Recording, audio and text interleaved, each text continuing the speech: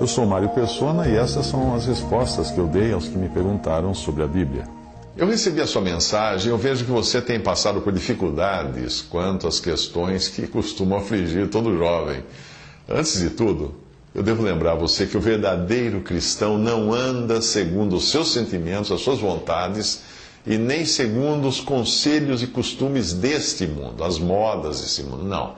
E nem mesmo segundo o conselho do seu próprio coração, porque o coração é enganoso. Mas o cristão deve andar segundo a palavra de Deus, segundo Deus e a sua palavra. Você está pronto a aceitar a vontade de Deus como ela é mostrada na palavra de Deus? Está pronto? Se estiver, você será feliz, porque Ele sabe o que é melhor para você. As suas perguntas giram sempre em torno de casamento e sexo. São preocupações bastante normais a jovens. Pelo que você me falou da jovem por quem você sente afeição, eu não acho que ela seja uma crente em Cristo, não. Ser membro de uma denominação religiosa não é o mesmo que ser crente em Cristo. Porque se assim fosse, eu não poderia ser considerado crente, porque eu não pertenço a nenhuma denominação religiosa. Ser crente em Cristo é crer verdadeiramente em Cristo como Salvador. E quando nós cremos assim em Cristo, nós recebemos o Espírito Santo, que convence o mundo do pecado. E tendo o Espírito Santo habitando em nós, aí nós passamos a ter aversão ao pecado. Como aconteceu com você quando foi convidado a fazer algo que era contrário à vontade de Deus. Você sentiu mal, né? Porém, uma pessoa que leva uma vida tão leviana, como pelo jeito você descreveu, essa pessoa que você tem interesse, não tem as características de alguém que verdadeiramente crê em Cristo.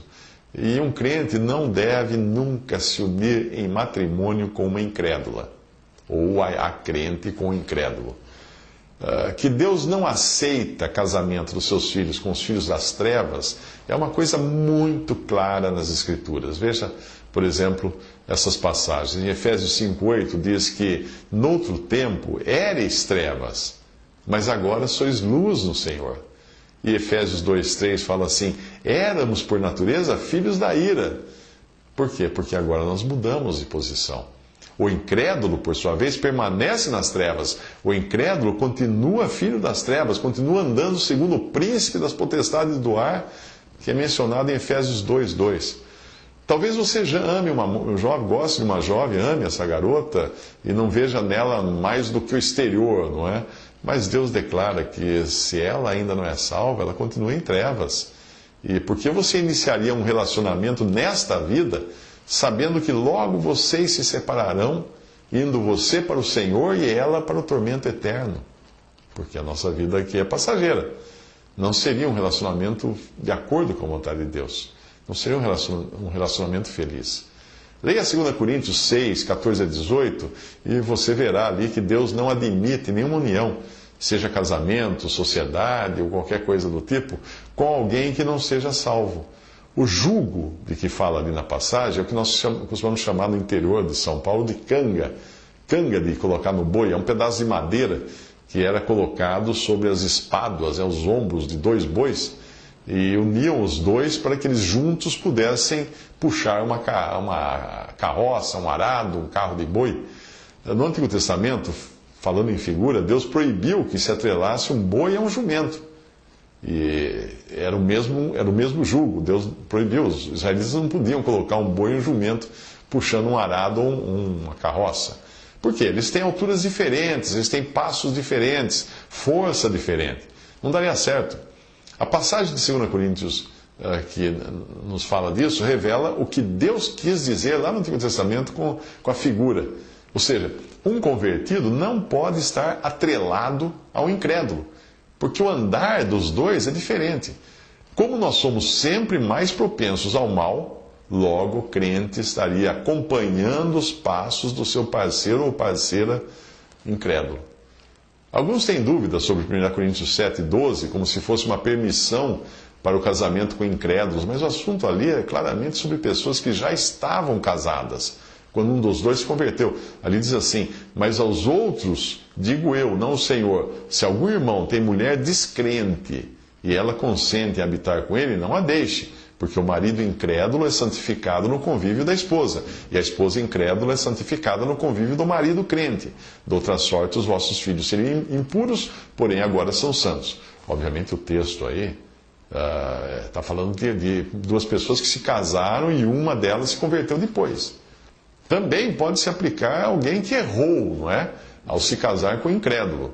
E depois acha que poderia se separar por isso. Não, não pode se separar depois que casou. Não pode.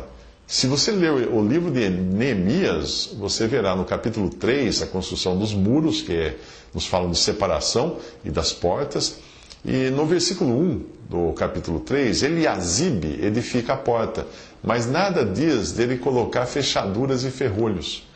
Os que constroem as outras portas, versículo 3 em diante, sempre colocavam as fechaduras. Eliasibe deixou sua porta aberta, destrancada. Tobias era inimigo de Israel. Isso está em Neemias 2:10, Neemias 4:3, Neemias 4:7, etc. Mas Eliasibe, o mesmo que deixou a porta que ele edificou sem fechadura, acaba se tornando parente de Tobias. E, pela porta aberta, por assim dizer, ele permite que seja construída uma casa para Tobias dentro do templo. Olha só onde chega. Você encontra isso no capítulo 13. Esse é o resultado de nós não nos guardarmos contra o mal, ou seja, de nos aparentarmos ou nos unirmos com aqueles que são inimigos de Deus, de termos julgo desigual com o incrédulo. Quando nós menos esperamos, o mal já estará dentro e até mesmo onde nós mesmos suspeitaríamos que estivesse, ou que tivesse a audácia de entrar. Essa é uma lição boa para nós hoje. Dúvidas? Visite respondi.com.br. Visite 3minutos.net.